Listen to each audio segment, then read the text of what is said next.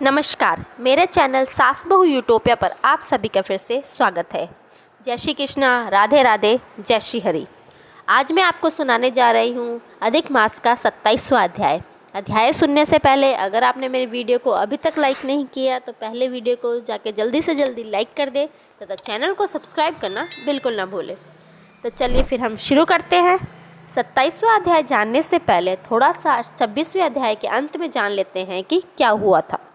26वें अध्याय के अंत में हमने सुना था कि नख केशों को धारण करने वाला बुद्धिमान मनुष्य दर्पण देवे, नियम के त्यागने पर अनेक प्रकार के रस देवे, दीपदान करता हो तो पात्र सहित दीपक देवे।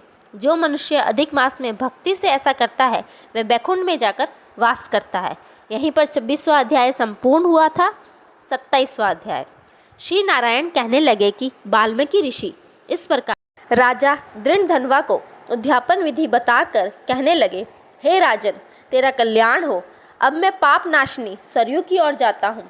तब राजा आनंद युक्त स्त्री सहित उनकी पूजा करने लगा।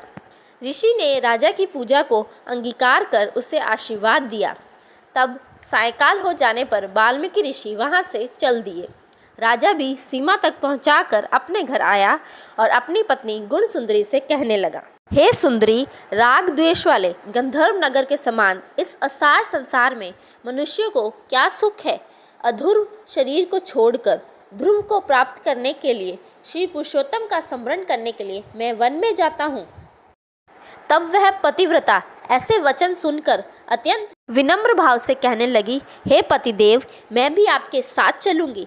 पतिव्रता स्त्रियों के लिए तो ही पति ही देवता है। इस प्रकार प्रिया का वाक्य सुनकर और अंगीकार अपने राजपुत्र का राज्य अभिषेक कर स्त्री के साथ तत्काल मुनियों से सेवित वन को चला गया।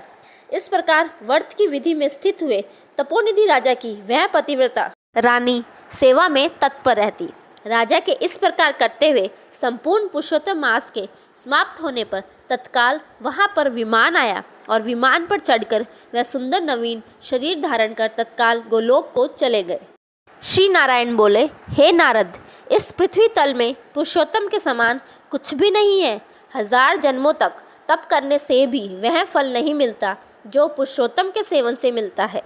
जैसे बंदर के 3 रात्रि स्नान करने से करोड़ों जन्मों के पाप नष्ट हो गए थे, श्री पुरुषोत्तम मास में अनजाने ही उस दुष्ट बंदर के स्नान होने से पूर्व कुकर्मों का नाश हो गया था और वह सुंदर शरीर धारण कर विमान पर चढ़कर गोलोक में चला गया था। तपोनिधे, सब लोगों के हित के लिए वह कथा मेरे से कहिए कि उस बंदर ने 3 रात्रि कहाँ पर स्नान किया था। वह बंदर कौन था, उसने क्या आहार लिया, कहाँ उत्पन्न हुआ और उसके अनजाने ही पुरुषोत्तम मास में स्नान करने का क्या फल हुआ। श्री नारायण बोले, केरल देश में उत्पन्न अत्यंत लोभी एक ब्राह्मण था। इस कर्म से लोक में वह कदर्य कंजूस नाम से विख्यात था। यद्यपि उसके पिता ने उसका चित्र शर्मा नाम रखा था।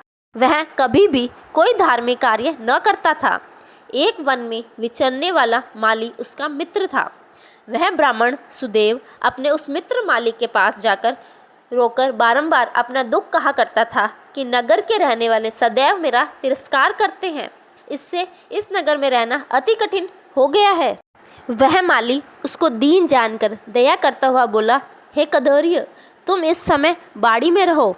वह कदर्य माली के वचन सुनकर बड़े आनंद से उस बाड़ी में रहने लगा। नित्य उसके निकट रहता और उसकी आज्ञा का पालन करता। इससे उस माली का उस ब्राह्मण पर दृढ़ विश्वास हो गया। तब उस माली ने अत्यंत विश्वास से उस बाड़ी का उसको पति बना दिया और सब प्रकार से बाड़ी की चिंता छोड़कर स्वयं राज मंदिर में नौकरी कर ली। इधर लोभ से अत्यंत दुर्बल वह कदर्य बेचने से बचे हुए फलों को बड़े आनंद से निर्भय होकर खाने लगा। उस बाड़ी से उत्पन्न हुए द्रव्य को निर्भय होकर आप ग्रहण कर लेता और जब बाड़ी का माली पूछता तो असत्य बोलकर बहाना करता। इस प्रकार बुढ़ापे से गलित शरीर वाला वह दुर्बुद्धि कदर्य 87 वर्ष का हो गया। तत्पश्चात वह मूढ़ बुद्धि वाला कदर्य मृत्यु को प्राप्त हो गया। उसको जलाने के लिए काष्ठ भी नहीं मिला। वेदों को जानने वाले कहते हैं कि बिना फल भोगे पाप नष्ट नहीं होते। मरने के पश्चात वह यमदूतों से मुदगरों की मार से हाहाकार करता हुआ अति भयंकर यम मार्ग को चला। विलाप करते हुए उस ब्राह्मण को यमराज के दूत यमराज के निकट लेकर आए। चित्रगुप्त उसको देखकर, उसके शुभ अशुभ कर्मों को देखकर अपने स्वामी धर्मराज से कहने लगा कि यह कदर्य ब्राह्मण अधर्म है। इस दुर्बुद्धि वाले धन के लोभी का कुछ भी सुकृत नहीं है। यह बाड़ी में रहता हुआ बड़े पाप कर्म करता रहा। बाड़ी के पति माली से विश्वासघात किया। श्री नारायण बोले, हे नारद, इस प्रकार चित्रगुप्त के वाक्य सुनकर धर्मराज अत्यंत क्रोध से भरे हुए वचन बोले, यह 1000 वर्ष तक बंदर की योनि में रहे और विश्वासघात का फल इसको बाद में मिलेगा। यहीं पर हमारा 27वां अध्याय संपूर्ण होता है। 28वां अध्याय सुनने के लिए मेरे चैनल को जल्दी से जल्दी सब्सक्राइब करें तथा वीडियो को लाइक करना बिल्कुल ना भूलें। धन्यवाद। जय श्री कृष्णा, राधे राधे, जय श्री हरि।